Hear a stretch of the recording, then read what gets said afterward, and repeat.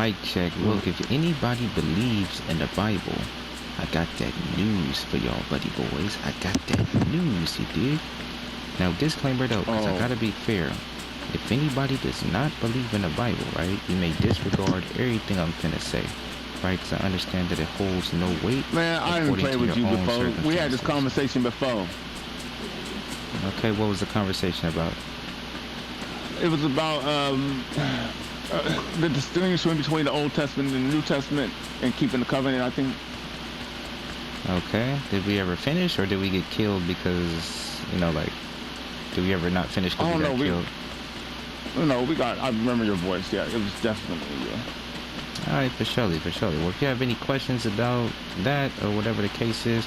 Well, I'm trying to recall, it was a couple of subjects we talked about. We were talking about the Old Testament and keeping the covenant, okay?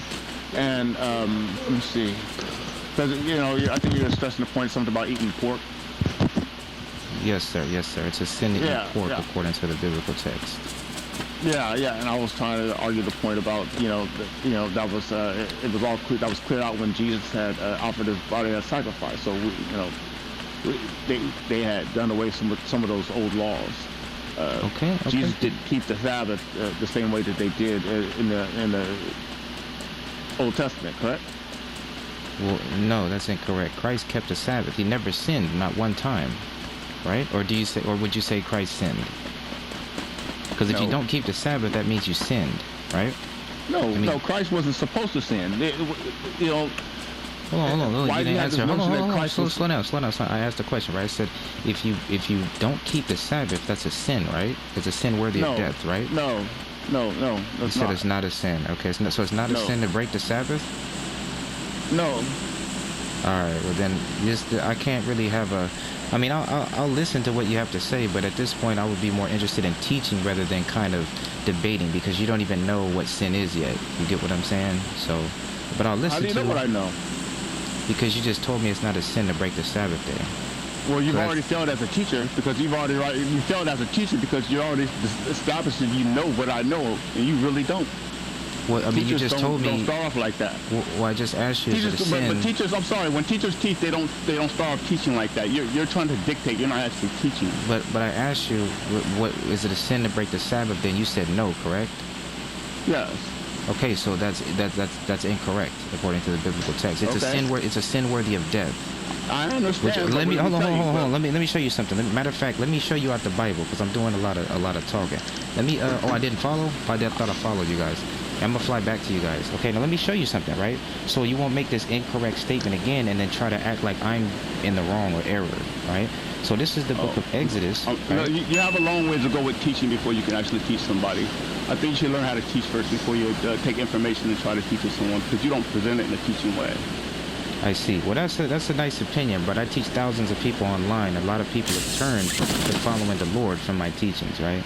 So here's what it says, okay? So this is the book of Exodus, right? Chapter 31. That's unfortunate. It might be leading them the wrong way. In verse 15, okay? You ever worry about that sin? Leading people the wrong way?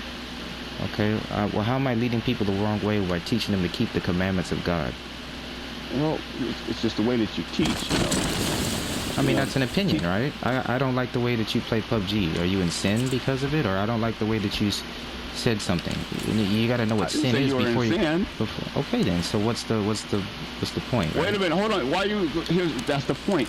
You're making assumptions, and you really don't know. You don't understand. You don't understand the subject that you're talking about. Okay, hold on. We're going off topic, though. We're going off topic. I'm gonna show you something so that you don't make this mistake again. Okay.